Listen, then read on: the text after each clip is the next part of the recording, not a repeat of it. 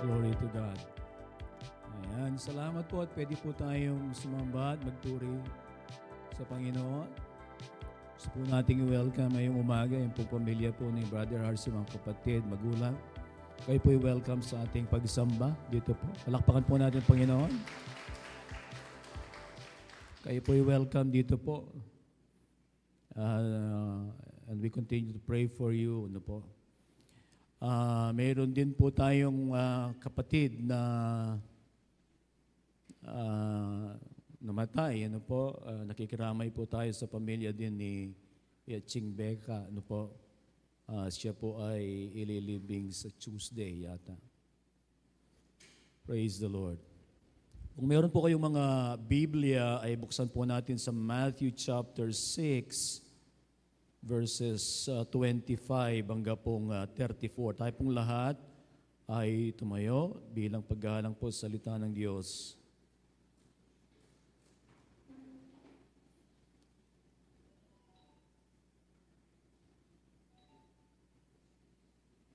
Ikitsune po. Yak wali kepa. Matthew chapter 6, verses 25 up to 34. Ako po'y magbabasa sa New International Version. Matthew 6, 25 to 34. Ito po ang salita ng Diyos. Matthew 6:25 to 34. Therefore I tell you, do not worry about your life, what you will eat or drink, or about your body, what you will wear. Is not life more than food, and the body more than clothes? Look at the birds of the air. They do not sow or reap or store away in barns, and yet your heavenly Father feeds them. Are you not much more valuable than they? Can any one of you, by worrying, add a single hour to your life? And why do you worry about clothes? See how the flowers of the field grow. They do not labor or spin. Yet I tell you that not even Solomon in all his splendor was dressed like one of these. If that is how God clothes the grass of the field, which is here today and tomorrow is thrown into the fire, will He not much more clothe you, you of little faith? So do not worry, saying, what shall we eat, or what shall we drink, or what shall we wear? For the pagans run after all these things, and your heavenly Father knows that you need them. But seek first His kingdom and His righteousness, and all these things will be given to you as well. Therefore, do not worry about tomorrow, for tomorrow will worry about itself. Each day has enough trouble of its own. Tayo po'y manalangin, nagpapasalamat kami, Panginoon, sa isang pagkakataon pong ito na inyo pong ibinigay sa amin so that we can honor you, worship you, give glory to your great name, kahit na ano ang kalagayan namin sa buhay, Panginoon. Salamat dahil ito po ay isang pribilehiyo sa amin to give glory and praise to your name. Samahan mo po kami, Panginoon. Dalangin namin, O Diyos, ng iyong presensya ay kumilos. Panginoon, yun ang aming nasa, Panginoon, ng iyong presensya. Ang realidad, Panginoon, ng iyong presensya ay aming maranasan. Alam namin, Panginoon, na Ikaw ay naririto, Panginoon. Lord, mag-manifest na malakas ang iyong presensya. Magsalita ka, Panginoon, sa pamagitan ng mga salita na ipapangaral ngayon. Magsalita ka, Panginoon, sa sa iyong mga anak, O Diyos, sa mga nakaraang mga pagsamba namin, sa mga panalangin na nabanggit, Panginoon. O Diyos, sinihiling namin na magsalita ka, Panginoon. At Panginoon, you melt our hearts, Lord God, ng iyong kapangyarihan at ng iyong presensya. Salamat po. And Lord, we continue to honor you, Lord, to worship you, Lord God, in the midst of everything. Salamat po. We honor and we thank you. This is what we pray in Jesus' name. Amen. Ay po'y makakaupo. Marami po sa mga tao na they want to live a legacy ng kanilang mga buhay. Sino ba ang ayaw noon? Gusto po natin na tayo at least ay maalala, maiwan, yung mga maiwan sa atin ng mga susunod na henerasyon ay we have influenced them. We influence our generation, and not only our generation, but the succeeding generations after us. At ang mabuting balita po, we can, by the grace of the Lord, we can impact not only our generation, but the generations after us. If we live a radical life. Radical. Radical meaning affecting the fundamental nature of something. Pag sinabi nating radical, yan ay parang iba doon sa normal. Parang ganun yung pananaw po natin. Hindi po ba? Because you will be affecting the fundamental nature kung ano man yan. Ano po? Radical meaning different from others. Different. It's a different from how others live. Yun ang pananaw natin patungkol sa radical. Ano po? Alam po ba ninyo na ang Panginoong Jesus ay namuhay na radical? Amen. He lived a radical life. Kung ang panahon po noon, marami ay namumuhay para sa kanilang mga sarili, para doon sa kanilang pagpuri ng mga tao sa kanila dahil sa kanilang kabanalan. Iba si Jesus. He lived for God. He lived for the honor of God. He followed the will of God for his life, even if it means death on the cross. Ang sabi nga po ay, he came not to live, but to die. That's his mission. Ang sabi po niya sa John 6:38, "For I have come down from heaven not to do my will, but to do the will of him who sent me." It's a radical life, not living for himself, but living for the will of God. At ang kagustuhan po ng Panginoon ay tayo ay mamuhay kagaya niya. And by the grace of the Lord, we can live as Christ lived. Ang sabi po ay, "Be ye holy, for your Father in heaven is holy." Yun po ang kalooban ng Diyos para sa atin. Yun ang kalooban ni Jesus para sa atin. That we live for Him and we live for the Father, that we live a radical life influencing others for Jesus Christ. Amen. How will we live our lives for Jesus, for God? Ang mensahe po, ang pamagat ay radical life. Paano ba ang mamuhay na radical? Ang sabi po ng verse 25, "Therefore I tell you, do not worry about your life, what you will eat or drink, or about your body, what you will wear. Is not life more than food, and the body more than clothes. Look at the birds of the air. They do not sow or reap or store away in barns, and yet your heavenly Father feeds them. Are you not much more valuable than they? Can any one of you, by worrying, add a single hour to your life? Ang nakikita ko po dito ay ang full trust in God. Yung buong buhay na pagtitiwala natin sa Diyos. Trust in the Lord. Trust God. We are commanded that to live for us to live a radical life, we are commanded to trust in the Lord with all of our heart, soul, and strength. And po, trust in the Lord with our hearts and lean not on our own understanding. Proverbs 3:5.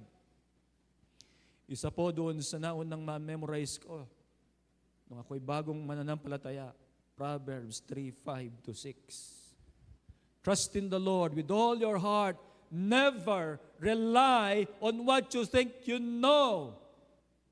Remember the Lord in everything you do, and He will show you the right way. Trust God with your life. What will we trust for? What will we trust the Lord for? Everything. Lahat. Magbuhat po doon sa pang-araw-araw nating kinakain, sa ating mga sinusuot, yung mga struggles natin, lahat po sa buhay, ipagtiwala natin sa Panginoon. Amen. Amen po ba? As Christians, we trust the Lord. We have trusted the Lord with our salvation. Tayo naniniwala na tayo ay niligtas ng Diyos at yun po ay totoo. At alam natin, malalaman natin, base po sa John chapter 3 verse 16, base po sa 1 John chapter 5 verse 13, ang sinasabi po ay masisigurado natin ang ating kaligtasan. I am writing this to you so that you may know, that you that believe in the Son of God has eternal life. 1 John 5:13. Sabi na, so that you may know. Ang sabi po ng John 3:16, ang sino mang sumasampalataya ay may buhay na walang hanggan. Tayo sumasampalataya at naniniwala tayo na sa ating pananampalataya ay meron tayong buhay na walang hanggan. Hindi po ba? Sinabi yun ni Jesus. Nagtitiwala po tayo doon. Pinangahawakan natin ang Diyos na tayo ay may buhay na walang hanggan because we have put our faith and trust in Jesus Christ. Meron tayong mga verses po dyan. Now, if our salvation ay pinagtiwala natin sa Panginoon and that involves our eternity, and if we have trusted the Lord with this eternity, should we not trust Him with our life here? Yung mga struggle natin, yung mga pain natin, yung mga kung ano, yung mga kinakaharap po natin sa buhay, should we not trust God all the more when we have trusted Him with our eternity? Ang point ko po ay, we have trusted God with our eternity. Why don't we trust God with the little things na nandirito po? Amen. The Lord commands us, do not worry about your life. Ayan po, sa verse 25. Do not worry about your life. Verbatim po yan. Siya. Biniyasa ko sa NIV. Do not worry about your life. The Lord commands you. Do not worry.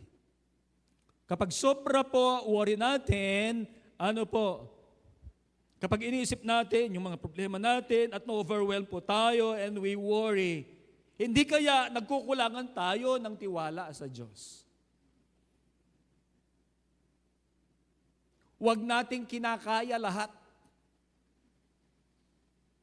Hindi po sinasabi na panghinaan tayo ng loob, hindi po. Ang ibig ko pong sabihin, itiwala natin lahat sa Panginoon. Kasi sabi niya, do not worry about your life.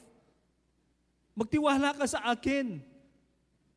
Huwag po natin kinakaya lahat kasi nandyan ang tulong ng Diyos.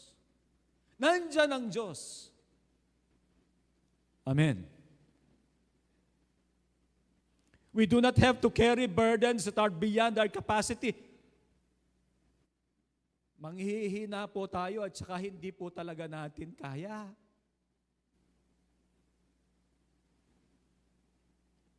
Ma-overwhelm po tayo ng mga burdens ng buhay. Kailangan natin ang Diyos. Amen. Trust the Lord. We do not have to worry about life. Jesus said, do not worry about your life, what you will eat or drink, or about your body, what you will wear. Is not life more than food and the body more than clothes? At higit pa po dyan, hindi lamang ang concern natin kung minsan yung food that we eat and the clothes that we wear. Marami tayong mga iniisip. Ano po?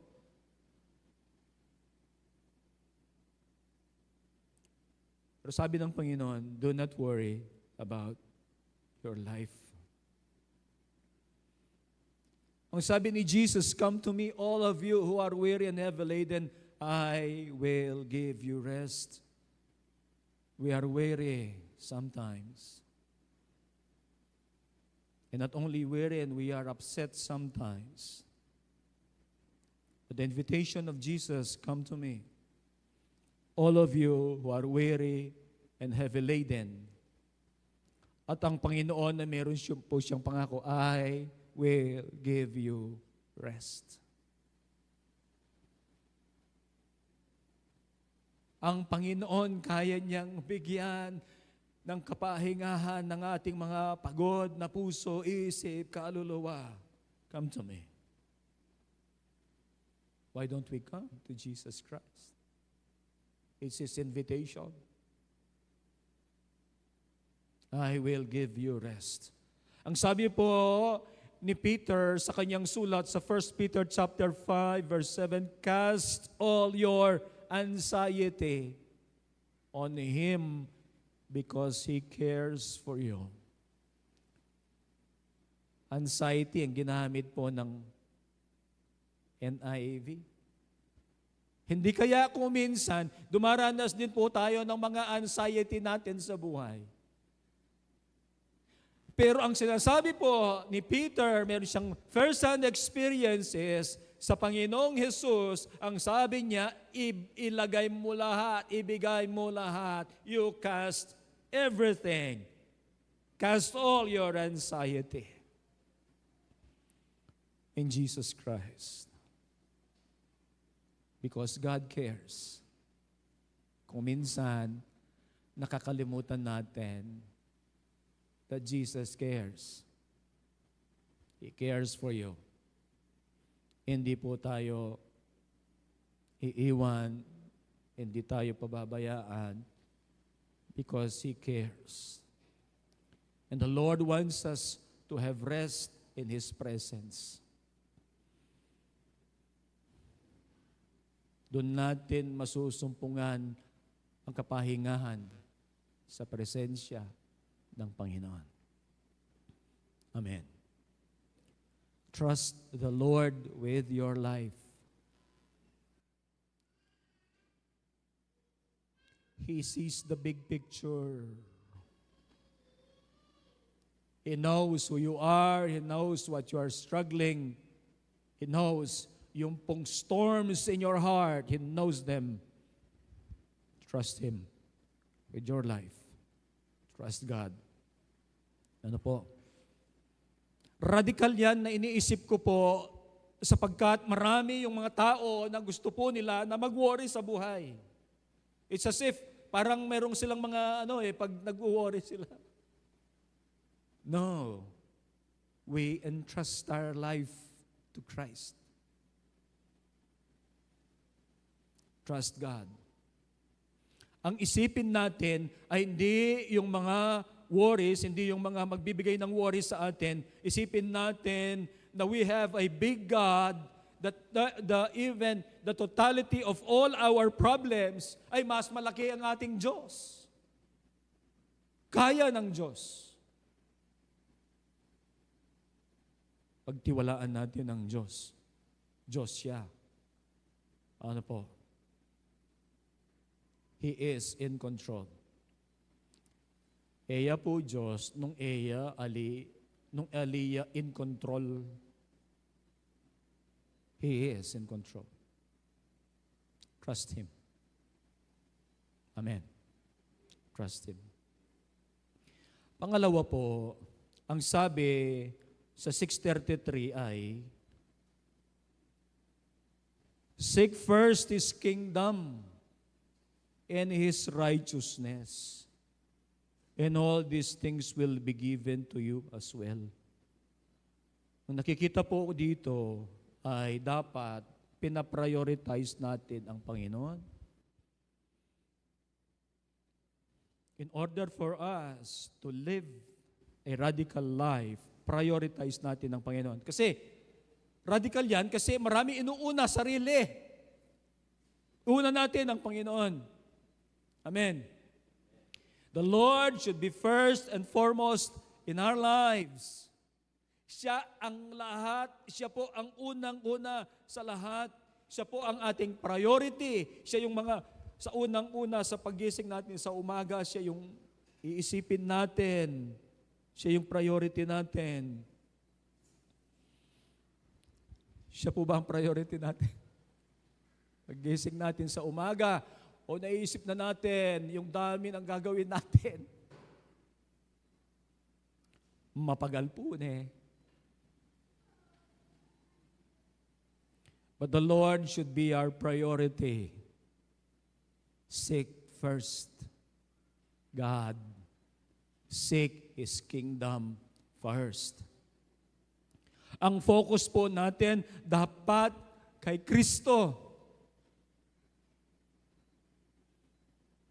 Ang sabi po ng salita ng Diyos, fix your eyes on Jesus. Sa Kanya ang isip natin, ang buhay natin, siya yung inuuna natin ng higit po sa lahat. Sapagkat ang Diyos ay mayroong inilalaan na mabuti sa bawat isa sa atin. Pero madalas po, ang isang tao, ang focus po niya ay ang material possessions. At kung minsan tayo po ay guilty dyan. Nakafocus tayo sa mundong ito. Kung minsan attached tayo sa mundong ito because of the wealth that we can accumulate. Marahil, o kaya doon sa success na pwedeng ibigay nito, o kaya doon sa mga papuri ng tao sa ating sarili. Minsan ay natitempt tayo doon sa mga possessions dito or success dito o kaya doon po sa fame ng mundong ito. At kung minsan tayo po ay mahalaga sa atin yung approval ng tao, hindi po ba?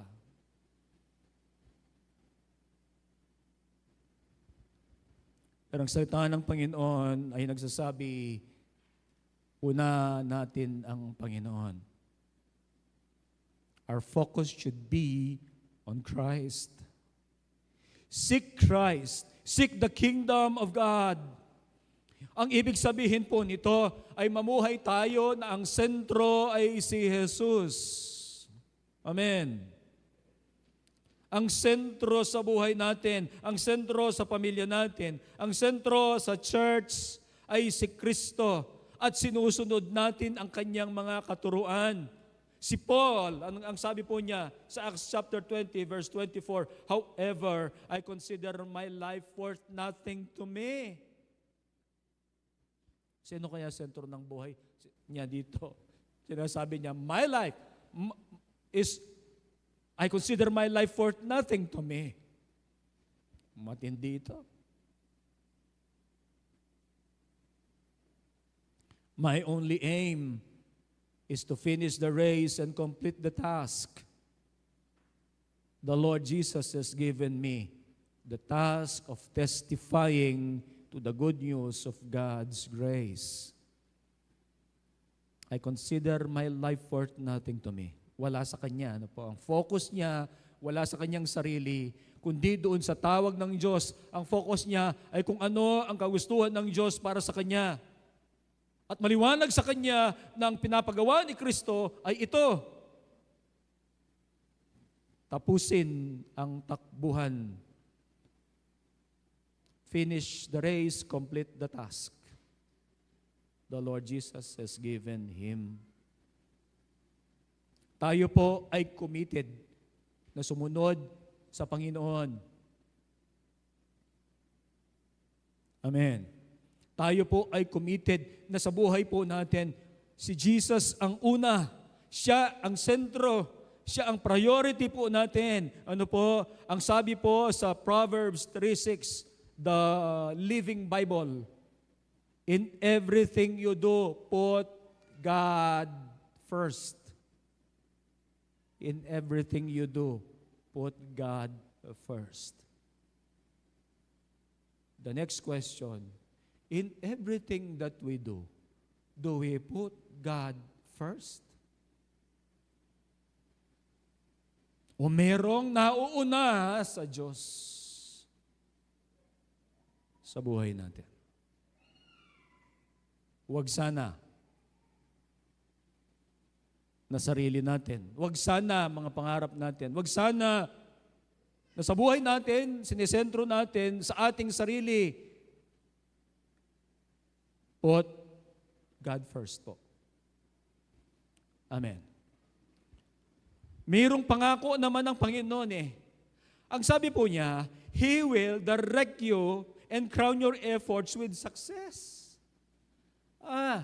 Pag una pala natin ang Panginoon, mayroong balik ang Panginoon. Inuuna natin ang Panginoon. The Lord knows na kung paano ibabalik yung ating paglilingkod.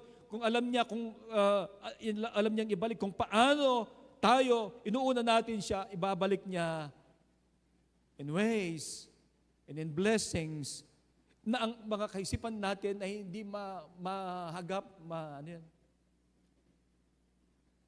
kaisipan natin ay hindi naintindihan ng mga pagpapala ng Diyos. Mga kamangha-manghang ipaparanas ng Diyos. In everything you do, put God first and He will direct you and crown your efforts with success. Foundational po sa ating pag-prioritize sa Panginoon ay ang mahalin natin po siya ng higit po sa lahat. Love Him supremely. It's the first and greatest commandment. Love the Lord your God with all your heart, with all your soul, with all your mind, and with all your strength. Bilang mga mananampalataya, tagasunod ng ating Panginoong Jesus, we are committed to love Him supremely. Amen. Amen po ba? Matthew 22 verse 37, love the Lord your God with all your heart, with all your soul, with all your mind, and with all your strength. We are committed to love Him. We are committed to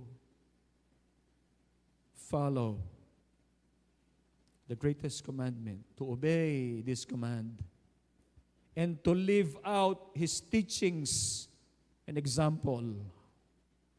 Unahin po natin ang Diyos. Mayroon pong inilalaan ng Diyos sa ating maganda, mabuti, kamangha-mangha kung iuuna po natin ang Diyos. Amen. Siyang sentro sa atin. Pangatlo po, in order for us to live a radical life, magpakumbaba po tayo. Be humble. Ano po?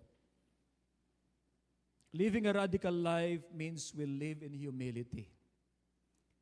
Kasi karamihan, they lived with pride. At dapat ang mga mananampalataya ay mamuhay ng ayon doon po kung paano ang Panginoong Yesus ay namuhay. Radikal ang pamumuhay na mayroong kababaan sapagkat marami ang pinipili na mamuhay na mataas ang kanilang puso. But Christ lived His life with a heart of humility. Lahat po ng actions ng Panginoon were done in humility. Philippians 2, verse 6 to 8. Ang sabi po ng New International Version, who, being in very nature God, did not consider equality with God something to be used to His own advantage.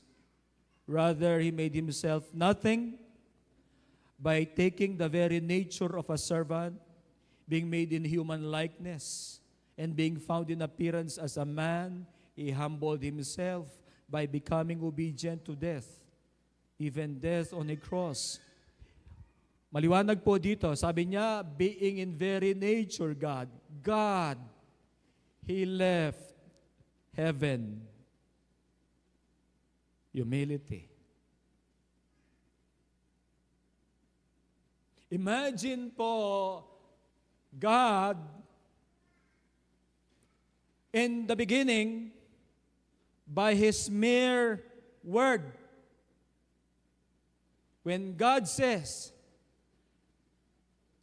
when God said, let there be light. Ang sabi po ng Biblia, and there was light. Biruin mo po, ano? Just mere word. And there was light. O, nandyan po yung araw. Nandyan yung mga na-create na napakarami, laksa. Ano po? Sun, moon. Just mere word. Ang sabi niya, let there be fish in the ocean. Let there be vegetation in the land. Imagine the glory na mayroon po si Jesus from eternity. Kasi sabi, who in being in very nature God did not consider equality with God something to be used to His own advantage. Rather, He made Himself nothing. He left heaven. He left His glory from eternity. At ang sabi po ay, He made Himself nothing, taking the very nature of a servant. He left heaven, became a servant. Sa John chapter 13 po, ipapakita ko lang na tao, ayaw natin ang servant. Mga disciples po mga to, John 13. A week before Jesus would sacrifice His life, meron silang kwarto na hindi ni-rent. Ano po?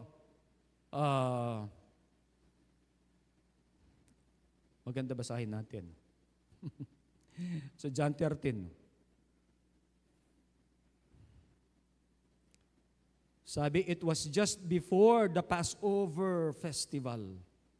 Sige, mga bandang Huwebes ito. Before the Passover. Biyernes Santo. Yung Passover.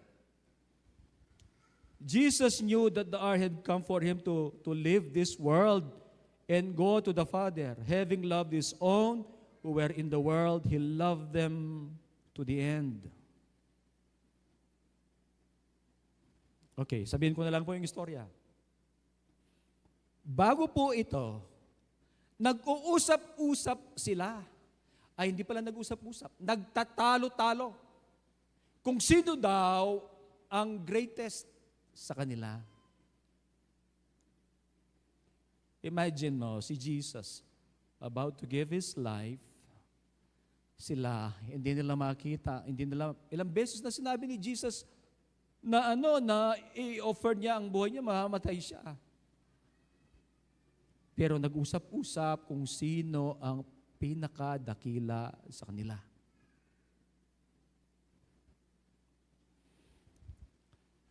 Wala po silang mga servants.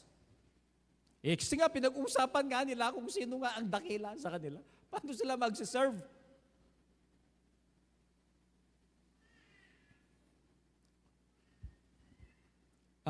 Ang customary po nila doon ay kapag ikaw ay pumasok sa isang bahay, kung mayroon kang servant doon, the lowest of the servants would wash the feet of the visitors. Pero wala. Wala pong gustong gumawa noon. Verse 4, so he got up from the meal, took off his outer clothing, and wrapped a towel around his waist. After that, he poured water into a basin and began to wash his disciples' feet, drying them with the towel that was wrapped around him. Siya po ang gumawa po noon. Humility. Pero ito ba ay out of yung galit siya? Galit ba siya? Kaya niya gagawin ito? Ayun, sasabihin niya, alam, bisang gawa kanina eh. Ako na mo. Ganun ba yon? Hindi kaya ang sinasabi ng verse 1 ay maliwanag po. Having loved his own who were in the world, he loved them to the end. Yan ay pagpapakita ng kanyang pag-ibig sa kanila. Mga halimbawa na dapat tularan. He left heaven, became a servant, and died on the cross.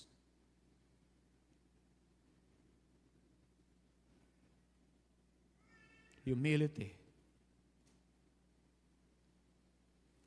We should follow the example of Christ in humility.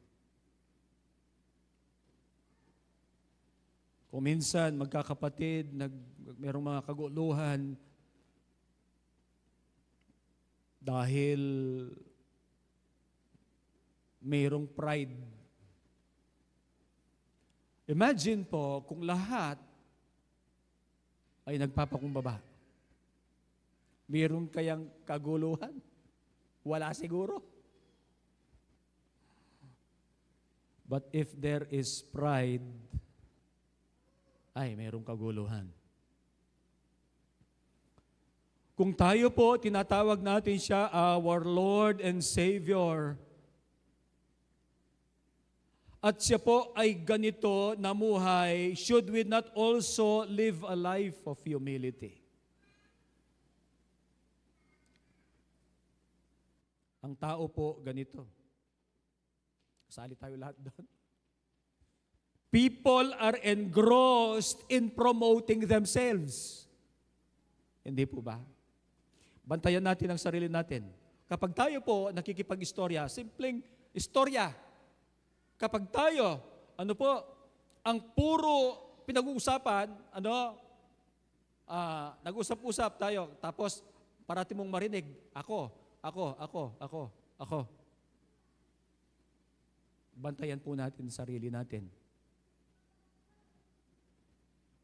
Baka,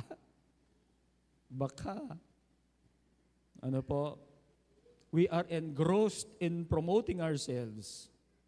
And we are engrossed in promoting our accomplishments and success.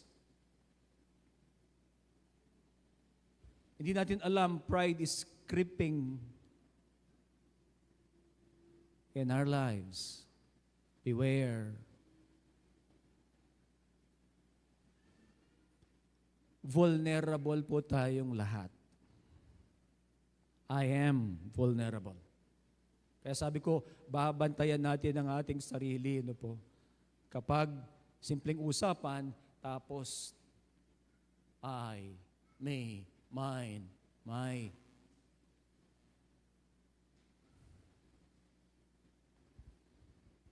When people are engrossed in promoting themselves about their accomplishments, about their beautiful life, about their successes, they forget the more important things in life. Huwag nating kakalimutan na mayroong mas inilalaang mabuti ang Diyos sa atin. Kapag ang sentro ng buhay natin ay si Jesus Christ, sabi ko po kanina ay mayroon siyang inilalaan na mas mabuti, higit pa doon sa ating mga hinahanap para sa ating sarili. Meron ba tayong mga iniisip na magaganda at mabuti para sa ating mga sarili? We don't need to promote ourselves about our accomplishments and success. The good life we're seeking for ourselves, God has already prepared for us.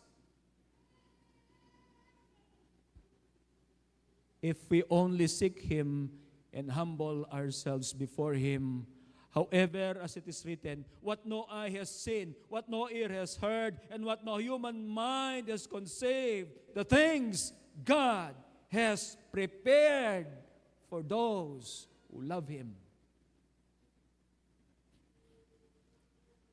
Nagpaplano na pala ng, we don't need to promote ourselves.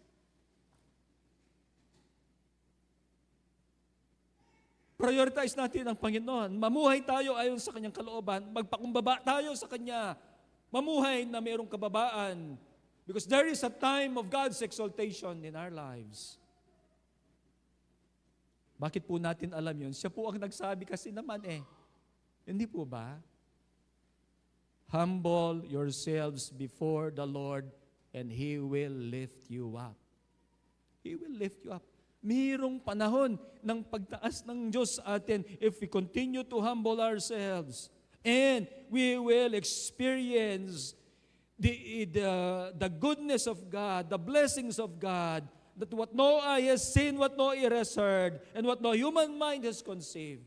These are the things that God has prepared for those who love Him. Amen. Naniniwala po tayo doon. We do not live a radical life for the sake of just having a different life from others. No? Ulitin ko po. We do not live a radical life, kagaya nito, magtiwala sa Panginoon, mag-prioritize ang Panginoon, magpakumbaba. We do not live a radical life for the sake of just having a different life from others. No. We live for Christ. And we live to give Him honor. Amen. We live for Christ and we live for His honor. Magbigay ng kapurihan at karangalan ang buhay natin sa Diyos. And may they see Jesus in us. Sana makita nila si Jesus sa ating buhay as we trust Him, as we prioritize Him, as we humble ourselves before Him. May they see Jesus in us so that they too will put their faith in Christ. Masumpungan nila ang kabutihan ng Diyos, ang kaligtasan, ang pagmamahal ng Diyos. Amen. They will experience the goodness of God and the salvation that Christ offers. Amen. May they see Jesus in us, living a radical life, giving Him honor, giving Him glory. Let's all stand po. Hallelujah, Lord.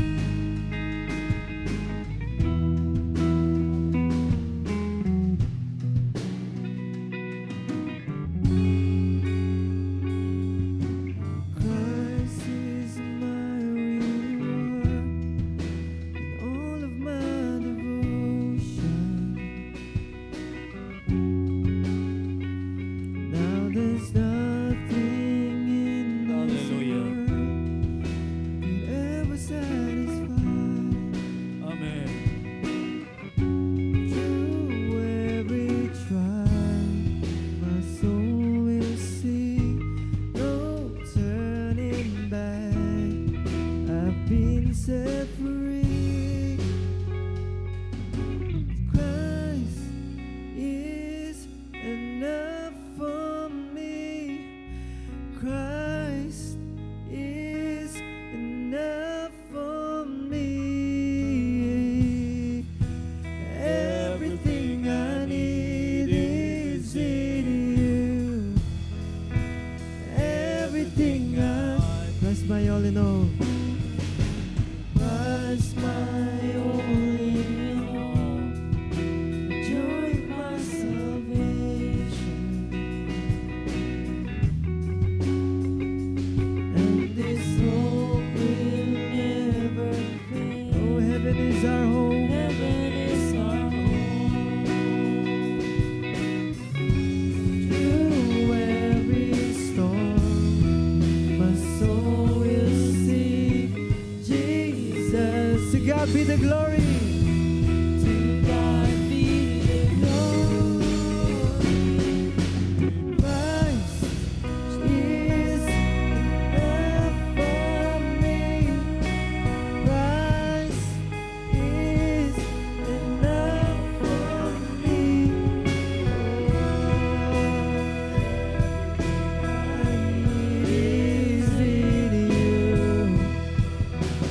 Everything I need, Christ is enough. Christ is enough for me. Christ is enough for me. Everything I need is in you. Everything I need.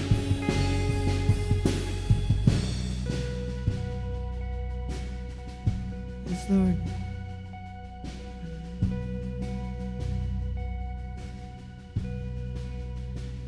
I have decided to follow Jesus. No turning back. No turning back.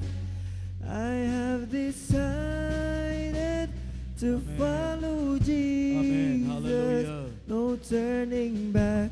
No turning. The cross before me. The cross before me. The world behind me. No turning back. Amen. No No turning. turning back. The cross before me. Hallelujah. The cross before me. The world behind me. No turning back. No turning. Christ is enough for me. Christ is enough for me. Everything I need is in you. Everything I need. Christ is enough for me. Christ is enough. Enough for me. Everything I need is in you. Everything I have decided to follow Jesus.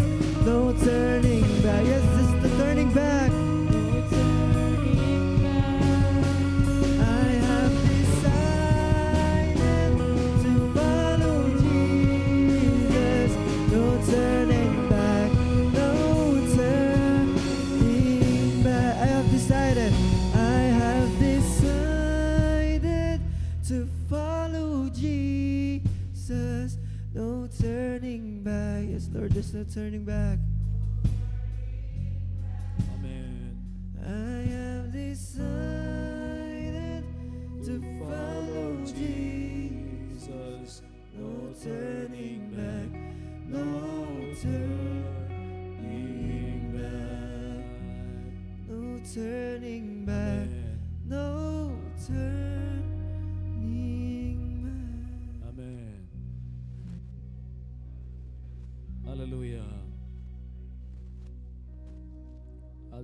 tamang gulot kay kasalpantayanan kang Jesus. No turning back. Ginoo, anyuwaran mi na makapagkabiya kami ayon kay kang kalooban Ginoong Diyos. Naking bawat aldo na puning kay kaming biye, makapagtiwala kami Ginoong Diyos. Naking aldo na puning kay kaming biye, Ginoo, ika kay kaming yuna, karing biye nga reni. Makafocus kami, Ginoong Diyos, kay kaming Ginoong Yesu Kristo. Turuanan mo kami, nakingaldo-aldo, Ginoong Diyos, magpakumbaba kami at paintunan miya kay kang lupa. Hallelujah. Salamat po na pwede mo lang gamitan din kay kaming biye para bang kanita, Ginoong Diyos, ding tao. Akit day Jesus. At gamitan mo la ring biyemi para abahagi mi po ing kayapanan ning Diyos, ing lugod na ning Diyos, ing pamagligtas na ning Diyos. At maging matibe king bawat aldo ing kaya kaming kasalpantayanan. Buong tiwala mi lang. Itiwala din kaya kaming biye, kaya kayo. Iyon nami ing patungkol keng Diyos at patuloy kayong magpakumbaba. Salamat po. Salamat. Dalangin mi, Ginong Diyos, ning mensahe ngayon ni mitanamiya karing kaya kaming puso. Mamiyaya pong inspirasyon, mamiyaya pong hamon, Ginong Diyos. Mamiyayang o tagkilana kami, Ginong Diyos, ning banal na Espiritu, kaya kaming puso, kapamilya tanda po rin ng amanong arene. At mipasiknangan, yung kaya kaming kasalpantayanan at pamagtiwala, yung kaya kaming Ginoong Yesu Kristo. Na anuman yung kaya kaming kalagayan, na anuman yung kaya kaming sitwasyon. And Lord, we honor you. We thank you. Thank you, Lord, for what you're doing. Thank you, Lord, for what you have done in our lives. Thank you, Lord. We would like to honor you, to glorify your name. Hallelujah. Salamat po. Salamat. We honor you, Lord. We thank you. Panginoon, ang inyong pong mga anak na naririto ngayong umaga, pagpalain mo sila, iparanas mo, Panginoon, ang biyaya ng Panginoong Yesu Kristo, ang pag-ibig ng Ama, at ang pakikiisa ng Banal na Espiritu. Amen. Amen. Amen. God bless everyone po. God bless everyone.